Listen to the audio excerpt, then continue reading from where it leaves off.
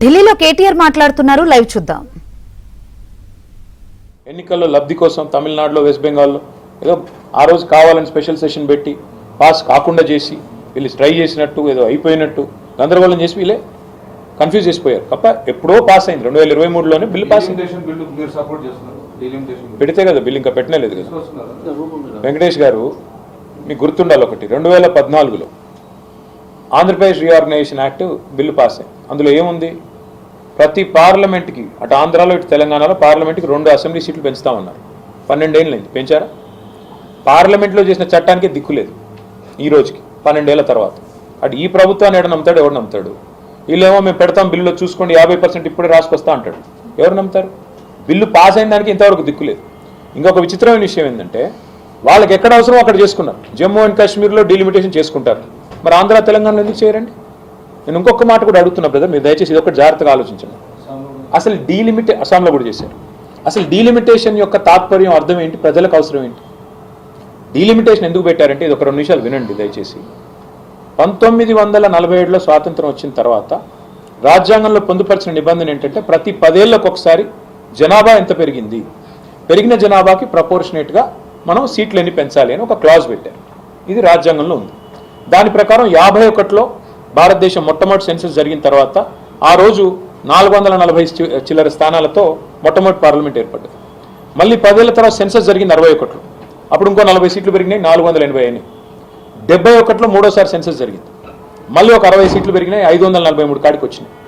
71లో ఒక నిర్ణయం తీసుకున్నారు 1971లో, ఏమని, జనాభా చాలా ఇబ్బడి ముబ్బడిగా పెరుగుతున్నది, విస్తృతంగా పెరిగిపోతున్నది, దీన్ని కంట్రోల్ చేయాల్సిందే, అందుకే ఇంకొక 30 ఏళ్ళు no delimitation, no seat increase అన్నారు. 71 నుంచి 2001 వరకు ఫ్రీజ్ చేశారు. అందుకే మరి 30 ఏళ్ళు మళ్ళీ డీలిమిటేషన్ జరగలేదు. 3 సార్లు జరిగింది దేశంలో. 2001లో వాజ్పేయి గవర్నమెంట్, ఎన్డీఏ గవర్నమెంట్ ఏం చెప్పిందంటే మరొక 20 ఏళ్ళు పోస్ట్పోన్ చేస్తున్నాం, దీన్ని ఇప్పుడు ముట్టుకోమన్నారు. ఈ 50 ఏళ్ళలో ఏం జరిగింది బ్రదర్? 71 నుంచి 2021 దాకా దక్షిణాదిలో జనాభా తగ్గింది. ఎందుకు? ఫ్యామిలీ ప్లానింగ్ బాగా చేశారు, కుటుంబ నియంత్రణ బాగా పాటించారు. ఉత్తరాదిలో పెరిగింది. ఇప్పుడు భారత ప్రభుత్వం ఏమంటుంది, జనాభా అనేది దామాషా ప్రకారం సీట్లు ఇస్తా అంటుంది. ఎట్లా ఒప్పుకుంటాం? దక్షిణాదిలో నువ్వు చెప్పిన మాట పాటించి 1971 తర్వాత కుటుంబ నియంత్రణ చేసుకొని ఒక పిల్లగాడు 2 పిల్లలకు అన్నందు పాపానికి ఇవాళ దక్షిణాది ప్రాతినిధ్యం తగ్గిస్తాం అంటే ఎవడుకుంటాడు? ఎందుకు ఊకుంటాడు?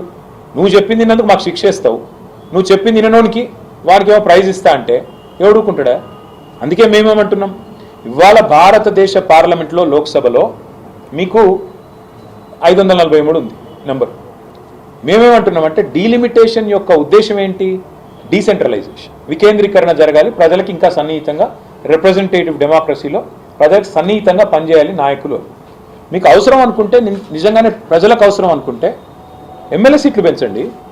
దేశంలో 4000, ఎందుకంటే ఫస్ట్ పాయింట్ ఆఫ్ కాంటాక్ట్ ఎప్పుడు ఎమ్మెల్యేని ప్రజలకి, ఎంపీలు కాదు. ఎంపీలు మొత్తం పార్లమెంట్లో ఢిల్లీ నుంచి ఏమైనా తీసుకొచ్చేది ఎంపీ. ఎమ్మెల్యే సీట్లు పెంచండి. 4000 ఎమ్మెల్యే సీట్లు ఉన్నాయి దేశంలో, 6000 చేయండి. మేము వద్దంటున్నావా? ఎంపీలు మీరేమంటున్నారు?